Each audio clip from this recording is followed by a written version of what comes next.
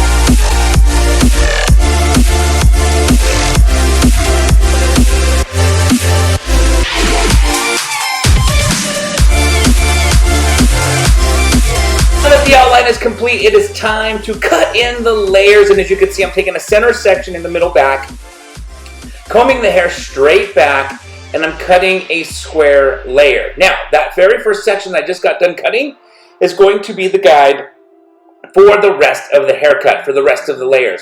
I'm taking another section on the left side, combing it to the previous section, which is the section I just cut, using that previous section as my guide for those layers.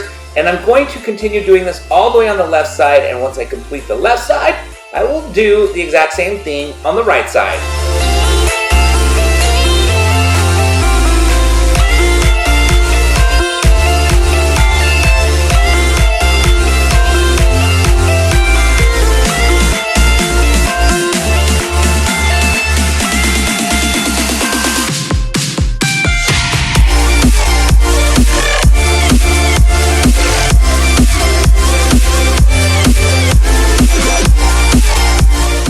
So now that I've completed the layers on the left left side, as you can see, I'm taking a section on the right side, combing that to the previous section, which was the center section, which is the overall guide for the layers for the whole haircut, and using that previous section as the guide and cutting in the layers on the right side. Now, I'm going to continue taking sections all the way on the right side, over-directing them to the previous section, and completing the layers on the right side.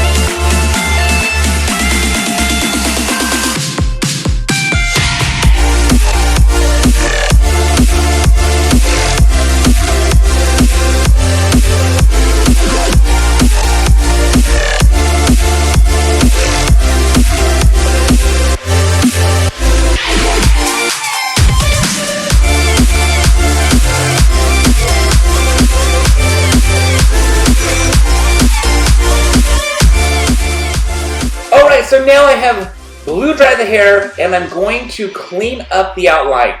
Hair changes consistency from wet to dry, so it's always a good idea to cross-check your haircut after you've dried it, because hair is going to normally be worn by that individual dry, not wet. They don't walk around with their hair wet all day. You might cut the perfect haircut while the hair is wet, but after it dries and the inconsistencies take place, you want to make sure that the haircut is now perfect in its dry state. So I am going through and cleaning up the inconsistencies, the graduation that happens in a one-length trim, and I'm going through and just dusting off that little bit of graduation, those little inconsistencies that will happen from blow drying the hair, taking the hair from the wet state to the dry state.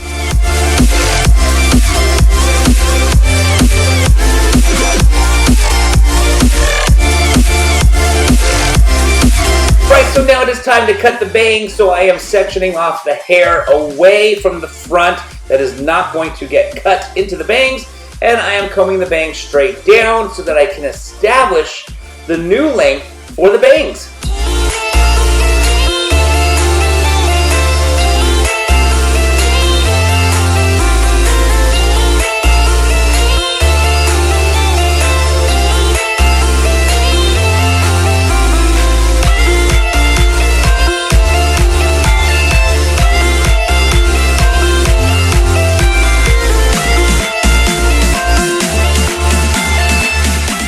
So we've come to the end of the haircut, and the layers have already been completed. As you will see, the layers add an extra element of volume to the hair, which is always nice when you cut a bob that will tend to lay flat. Bobs are typically heavier haircuts because they're one length, so by adding some layers, it creates a little bit more volume, a little bit more movement, and it just makes the haircut overall much, much lighter. Alright, I hope you guys enjoyed this video. If you have any questions or comments, don't forget to put them down in the comment section below. If you like this video, please give it a thumbs up. And please don't forget to subscribe to this channel. And I want to thank you so very much again for watching.